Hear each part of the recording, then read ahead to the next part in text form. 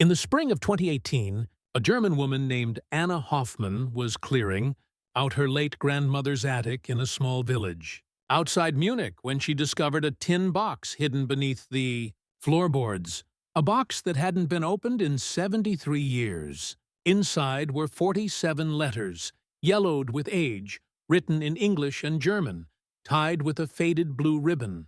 The letters told an impossible story, a secret wartime romance between her grandmother Elsa and an American bomber pilot named Captain Michael Brennan, a love affair that began in the darkest days of Nazi Germany and survived against odds that should have crushed it. These weren't just love letters, they were acts of resistance, each one a risk that could have meant execution for Elsa and torture for Michael. They were written in code, smuggled through dangerous channels, and hidden from the Gestapo for years. And they proved that even in Hitler's Germany, even when the entire machinery of the Third Reich was designed to crush human connection across enemy lines, love found a way. This is the true story of those letters and the two people who risked everything to write them. Before we begin, don't forget to subscribe to this channel for more untold wartime love stories that history almost erased. Tell me, where are you watching from tonight? Elsa Hoffmann was 23 years old in the autumn of 1943, living in the Bavarian village of Grafenwöhr, about 60 miles east of Nuremberg. She worked as a secretary at the village administration office, a position that kept her family fed during the increasingly desperate war years. Her father had been killed on the Eastern Front in 1942. Her mother was sick with tuberculosis. Her younger brother, only 16, had just been conscripted into the Hitler Youth and would soon be sent to fight a war he was too young to understand. Elsa despised the Nazis. Her father, before his conscription, had been a schoolteacher who'd quietly resisted the regime's ideological control over education. He'd taught Elsa to think critically, to question authority, to see the difference between patriotism and blind nationalism. After his death, Elsa had found his hidden journals, page after page documenting the regime's crimes, the disappearances of Jewish neighbors, the crushing of dissent. He'd never spoken these thoughts aloud, knowing the danger, but he'd recorded them for a future when truth might matter again. Elsa inherited his quiet resistance. She did her job, kept her head down, said Heil Hitler when required. But inside, she was screaming. Inside, she dreamed of a Germany free from the madness that had consumed it. Just outside Grafenwöhr was Stalag 33D, one of hundreds of prisoner-of-war camps the Germans had established to hold captured Allied soldiers. By 1943, the camp held primarily American and British airmen who'd been shot down during bombing raids over Germany. Conditions were harsh. Inadequate food, brutal winters, occasional beatings from guards who took out their frustrations on the prisoners. But it wasn't a death camp. The Geneva Convention still meant something, at least for Western Allied prisoners. Elsa's job sometimes required her to deliver administrative documents to the camp commandant's office. It was during one of these visits, in October 1943, that she first saw Captain Michael Brennan. He was part of a work detail, American POWs who'd been assigned to repair bomb damage in the village. Michael was 26 years old, a B-17 pilot from Chicago, whose bomber had been shot down over Stuttgart 3 months earlier. He'd survived the crash, been captured immediately, and ended up in Stalag 33 with the rest of his crew. Elsa noticed him because he was singing, quietly, under his breath, an American jazz song she didn't recognize. It was such an incongruous sound in that place of gray misery that it stopped her in her tracks. A German guard barked at Michael to shut up, and he did, but not before catching Elsa's eye. For just a moment, they looked at each other, two people who had no reason to connect, who existed on opposite sides of the greatest conflict in human history. But something passed between them in that glance. Recognition, maybe. An acknowledgement of shared humanity in a world trying its hardest to deny it. Over the following weeks, Elsa found herself timing her document deliveries to coincide with the work details. She told herself it was meaningless, that she was just curious about the American prisoners, that watching them work was a brief distraction from the grinding bleakness of daily life in wartime Germany. But she was lying to herself. She was timing her visits to see Michael Brennan. Michael, for his part, had noticed her too. In a camp where the days blurred together in monotonous suffering, where the guards were either cruel or indifferent, and the German civilians who saw the prisoners mostly looked away in shame or fear, Elsa was different. She didn't look away. She met his eyes, and once, when a guard wasn't watching, she'd smiled at him. A small, sad smile that somehow conveyed solidarity. The first real contact came in November 1943. Michael was part of a detail repairing a damaged building near the administration office where Elsa worked. She came out during her lunch break and, in a moment of reckless courage, approached the prisoners with a basket of bread, officially approved rations she was authorized to distribute, but she'd added extra portions from her own meager supplies. As she handed bread to each prisoner, she paused at Michael. "You speak English?" she asked quietly in accented but clear English, learned from her father who'd studied in England before the Nazis came to power. Michael, startled, nodded. "Yes, ma'am." "There is a loose stone," Elsa said carefully, her voice so low the nearby guard couldn't hear, "in the wall behind the administration building. Third from the left, fourth row up. Sometimes I leave things there. Sometimes things are left for me." Before Michael could respond, she'd moved on to the next prisoner. But the message had been delivered. A dead drop, a way to communicate without being seen together. Michael spent the rest of that day wondering if he'd misunderstood, if it was a trap, if the pretty German secretary was actually working for the Gestapo to identify prisoners who might be willing to share intelligence. But something in her eyes, in that sad smile, told him it wasn't a trap. It was an act of extraordinary courage. And an invitation. 3 days later, during another work detail, Michael managed to slip away for 30 seconds while the guard was distracted. He found the loose stone, pulled it out, and discovered a small package wrapped in cloth. Inside was a piece of sausage, 2 cigarettes, and a note written in careful English. "My name is Elsa. I am sorry for what my country has done to you and to the world. I cannot do much, but I can do this small thing. If you write back, I will try to get your letters to wherever they need to go. We are not all monsters. Some of us still remember what it means to be human." Michael stared at that note for a long time, memorizing every word before destroying it as Elsa had surely intended. Then, using a pencil stub he'd managed to keep hidden from the guards and a scrap of paper torn from a German newspaper, he wrote his response. "Elsa, thank you for your kindness. It means more than you know. We don't blame the German people for this war. We blame Hitler and the men who follow him. I'm Michael Brennan, Captain, U.S. Army Air Forces, from Chicago. I have a mother and 2 sisters back home who think I'm dead. If you could somehow get word to them that I'm alive, I would be forever in your debt. But please, be careful. Don't risk yourself for us." He left the note in the dead drop that same evening, during a prisoner march back from the work site. And so began a correspondence that would last for the next 17 months, through some of the darkest days of World War II. The letters that Anna Hoffmann found in her grandmother's attic in 2018 told a story that was both intimate and historical, personal and political. They documented the growing relationship between Elsa and Michael, a relationship that began with practical matters and evolved into something neither of them had expected.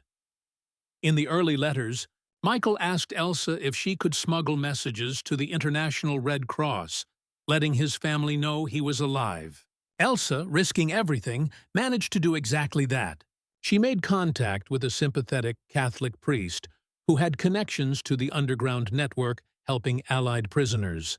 Through circuitous routes involving multiple intermediaries, each of whom could have betrayed her to the Gestapo, she got word to the Red Cross and, eventually, Michael's mother in Chicago received a brief message.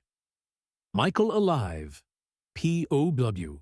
Stalag 18D. Love to all.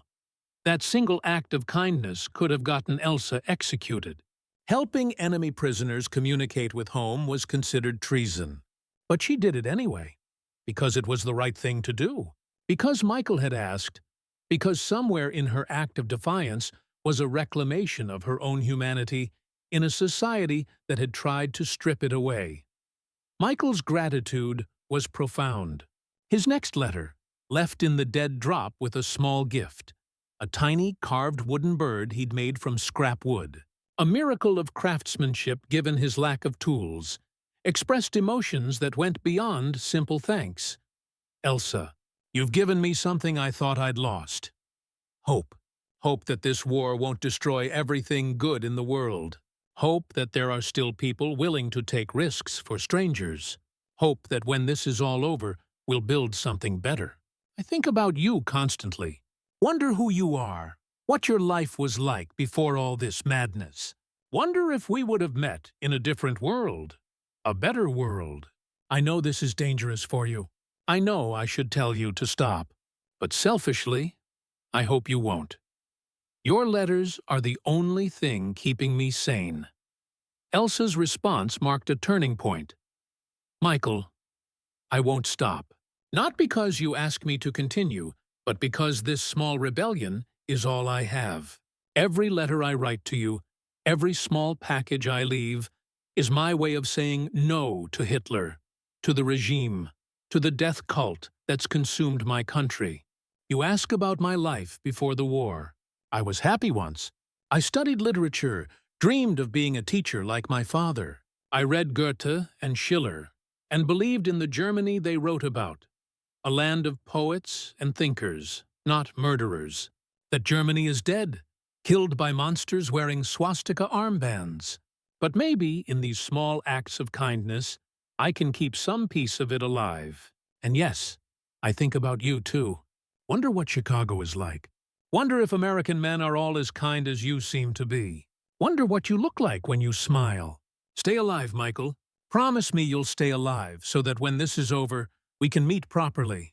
So I can see you as a man, not a prisoner. So you can see me as a woman, not just a sympathetic German.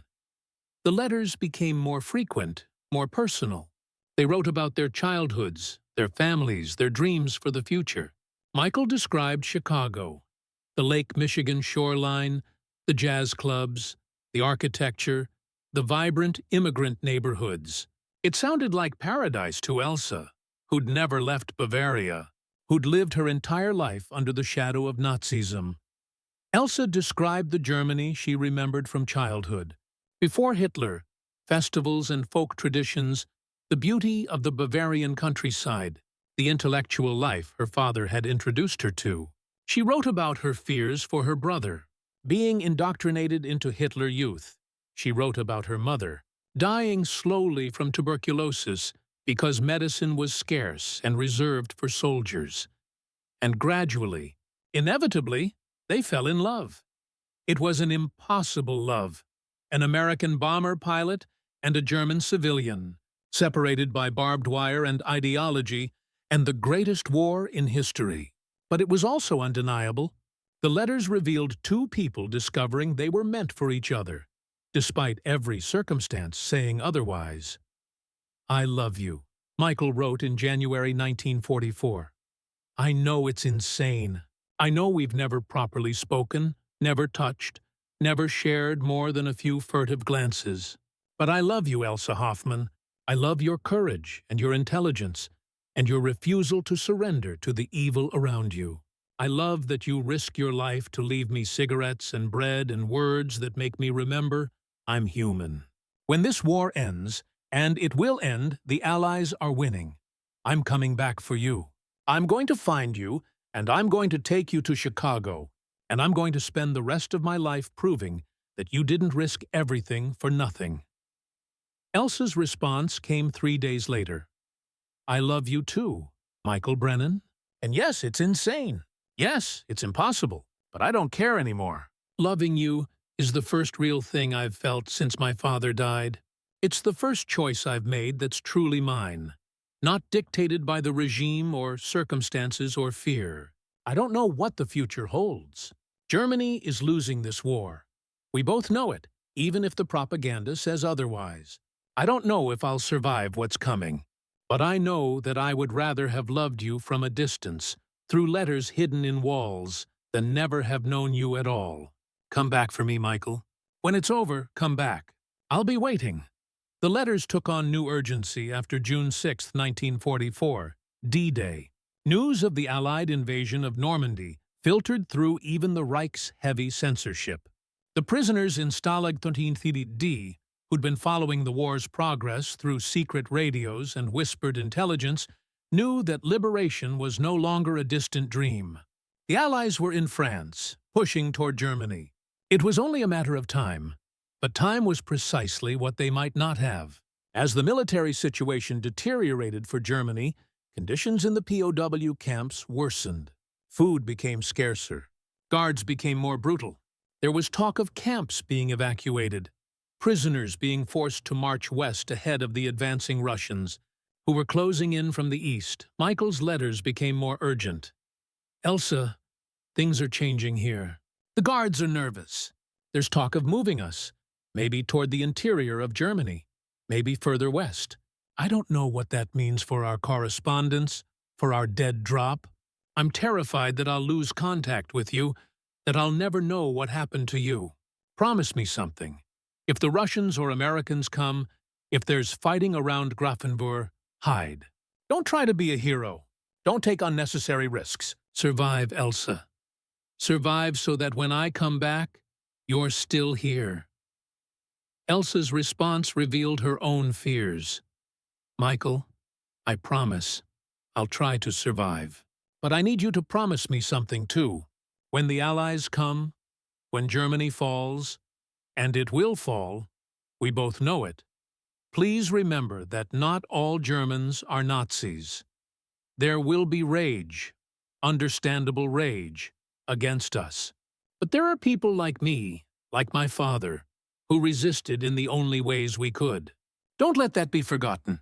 And Michael, if something happens to me, if you come back and I'm not here, know that loving you was the bravest and best thing I ever did. You made me believe in goodness again. That's a gift beyond measure. The last letter in the tin box was dated March 15, 1945. By then, Allied forces were deep inside Germany from the west. Soviet forces were approaching from the east, and the Third Reich was collapsing. Michael wrote, Elsa, this might be my last letter for a while. The camp is being evacuated tomorrow. We're being marched west, the guards say, away from the Russians. I don't know where we're going or when I'll have a chance to write again. But I will come back, Elsa. I swear on everything I hold sacred. I will survive this war, and I will come back to Grafenwohr, and I will find you. Wait for me. No matter how long it takes, wait for me. I love you. I will always love you. This isn't goodbye. This is see you soon. Stay alive, my love. Stay alive. Elsa's final letter was tucked into the same envelope, written hurriedly. Michael, I just heard about the evacuation. I came to the dead drop, hoping to find a message from you. The fighting is getting closer. We can hear artillery in the distance. The village is being evacuated too. All civilians ordered to move west. I don't know what's going to happen. Don't know if I'll survive the coming weeks. But Michael, if you come back and I'm not here, check with the Catholic Church in the village center. Father Schmidt has been my contact for getting messages out. If I'm alive, he'll know where I am. If I'm not, if the worst happens, he'll tell you how it ended. I love you, Michael Brennan. I love you with my whole heart. You gave me hope when I had none, love when I thought I'd never feel it, a reason to survive when survival seemed pointless. Whatever happens, you'll always be the best thing that came out of the worst years of my life. Come back to me. Please, God, let him come back to me. And then, silence. The letters ended in March 1945. The tin box contained no more correspondence, no resolution, no answer to the question that any reader would immediately ask. Did they find each other again? Anna Hoffmann, holding these letters in her grandmother's attic in 2018, had no idea how the story ended. Her grandmother, Elsa, had never spoken about an American prisoner of war, never mentioned a wartime romance. She'd married Anna's grandfather in 1949, had a normal post-war life, raised a family. There had been no indication of this hidden history.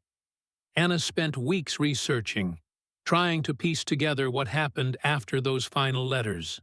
She contacted the National Archives, the Red Cross, veterans organizations. She learned that Stalag 13D had been evacuated on March 16, 1945, with prisoners force-marched west in the chaos of the war's final weeks.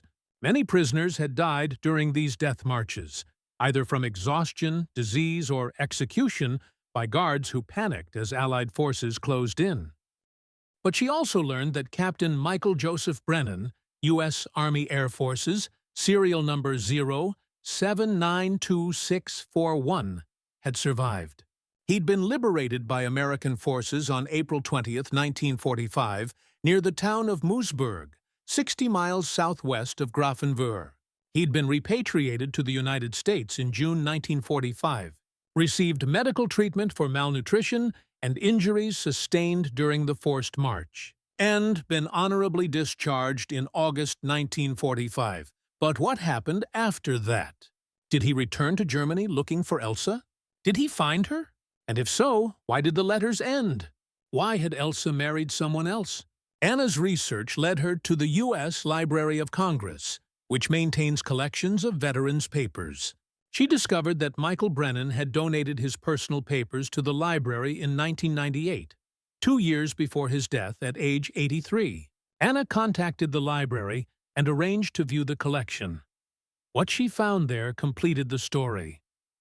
Michael Brennan had indeed returned to Germany. In the autumn of 1945, after his discharge, he'd used his own money to buy passage back to Europe. He'd traveled to Grafenwöhr, which by then was in the American occupation zone, and gone directly to the Catholic church Elsa had mentioned in her final letter. Father Schmidt was still there, having survived the final chaotic weeks of the war. And yes, he knew what had happened to Elsa Hoffmann. The village had been evacuated in late March 1945, just days after the POW camp. Elsa, her sick mother, and her younger brother had been forced to join the flood of refugees moving west, away from the approaching Soviet forces. They'd made it perhaps 30 miles before disaster struck. On March 28, 1945, an American fighter plane had strafed a column of refugees, apparently mistaking them for retreating German military. It was the kind of tragic mistake that happened too often in war's chaos. Allied pilots operating far behind enemy lines, split-second decisions, fog of war. The official reports called it collateral damage. Elsa had been killed instantly, along with her mother.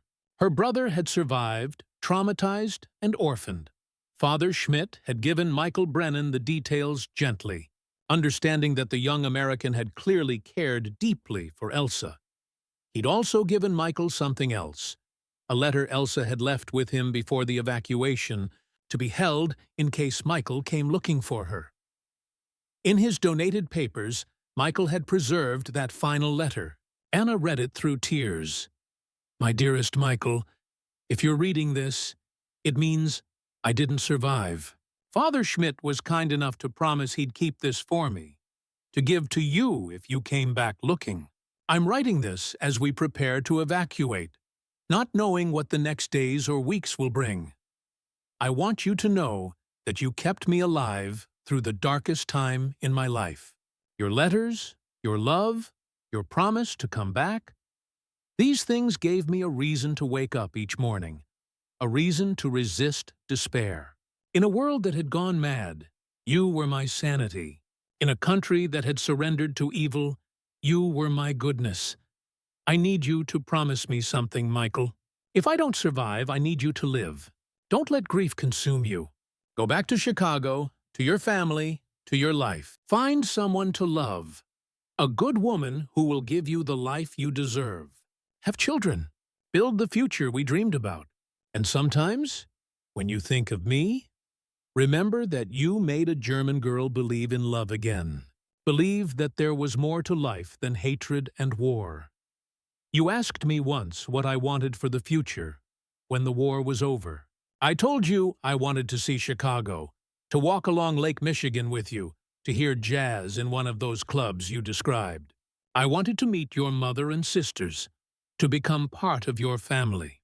I wanted children, ours, who would grow up in a world without war, without hatred, without the madness that's consumed my generation. I wanted a lifetime with you, Michael Brennan. But if I can't have that, I want you to have a lifetime anyway. A good life, a happy life. A life that honors the love we shared by being fully lived. I will love you forever. Whether I have forever or only these last few days. You are the best thing that ever happened to me. Remember me.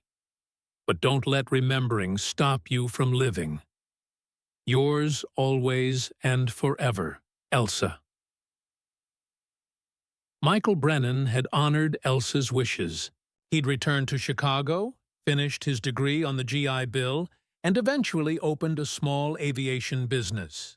He'd married in 1948, a kind woman named Dorothy who knew about Elsa, who understood that Michael's heart had room for both his first love and his present one.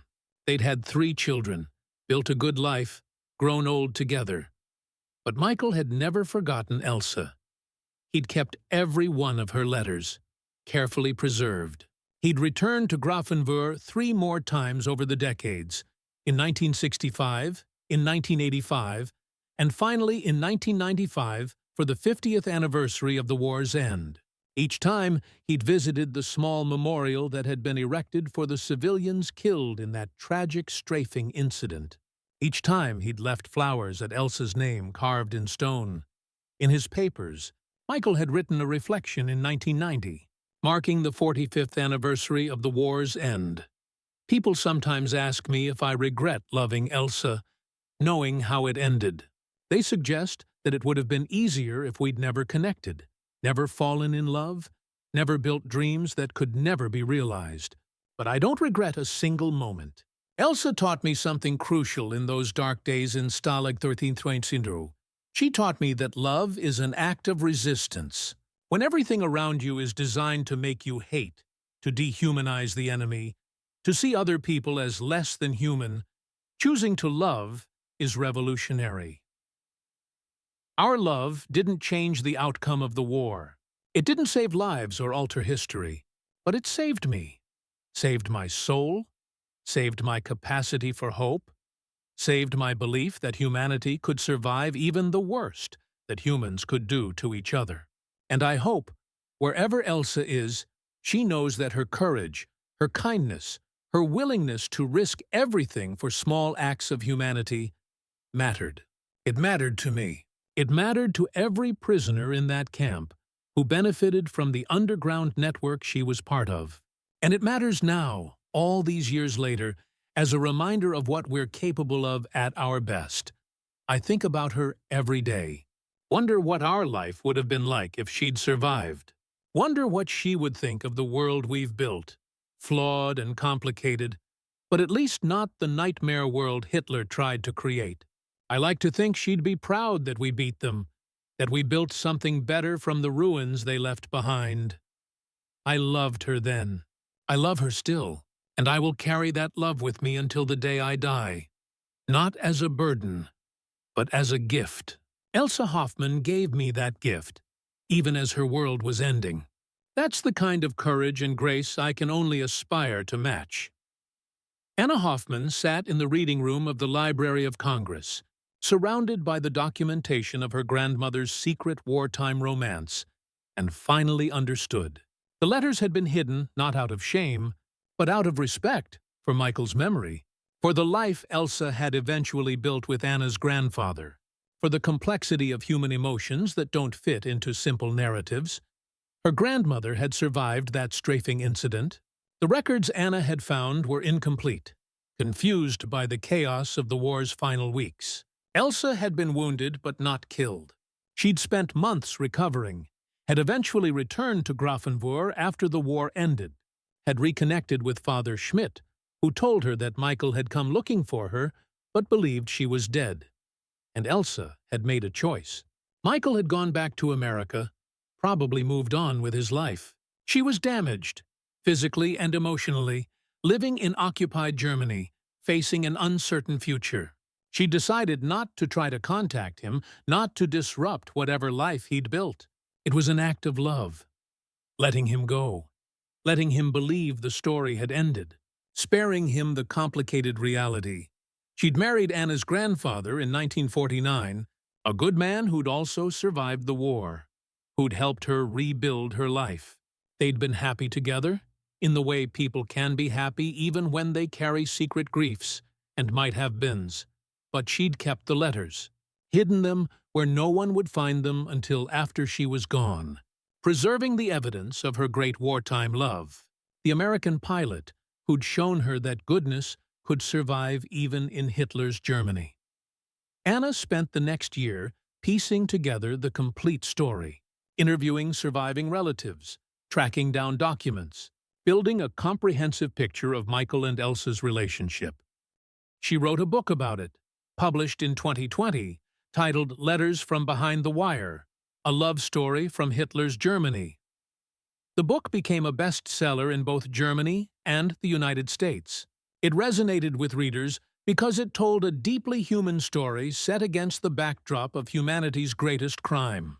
It reminded people that even in the darkest times, individual acts of courage and compassion matter.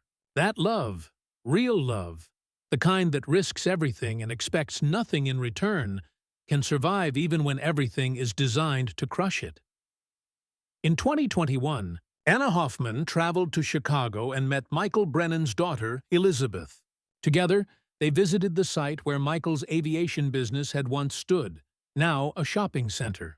They placed a memorial plaque, approved by the city, commemorating the love story of Michael and Elsa, two people from opposite sides of the greatest conflict in history who found each other through letters hidden in walls, who loved each other despite every obstacle, and whose story proved that humanity could survive even humanity's worst atrocities. The plaque reads, "In memory of Captain Michael Joseph Brennan, U.S. Army Air Forces, and Elsa Marie Hoffmann, whose love letters during World War II proved that compassion could survive even in the darkest times." Their story reminds us that we are, always, more than the conflicts that divide us. The original letters, 47 pieces of yellowed paper tied with a faded blue ribbon, now reside in the Holocaust Memorial Museum in Washington, D.C., part of an exhibition on resistance and humanity during World War II. Visitors can read selections from them, can see the careful handwriting, can imagine the courage it took to write each word, knowing discovery could mean death. And perhaps most remarkably, those letters still inspire. Every day, people from around the world leave comments in the museum's visitor book, sharing their own stories of love that survived against odds, of human connection that transcended conflict, of small acts of courage that made a difference. Because that's what Michael and Elsa's story really proves. Not that love conquers all, it doesn't, and their story's tragic ending shows that. But that love matters anyway. That choosing compassion in the face of hatred, choosing connection in the face of division, choosing to see the humanity in someone you're supposed to hate. These choices have value, even when they don't change the outcome. Hitler tried to create a world where such love would be impossible, where German and American, captor and captive, would see each other only as enemies to be destroyed. But in a small Bavarian village, using a dead drop in a stone wall, two people proved Hitler wrong. They loved across enemy lines, supported each other across barbed wire, built a connection that Nazi ideology said couldn't exist. And 73 years after the war ended, a granddaughter found their letters in an attic and proved that their love hadn't been forgotten, that their courage had echoes that reached across decades, that their choice to love when loving was dangerous mattered then and matters still.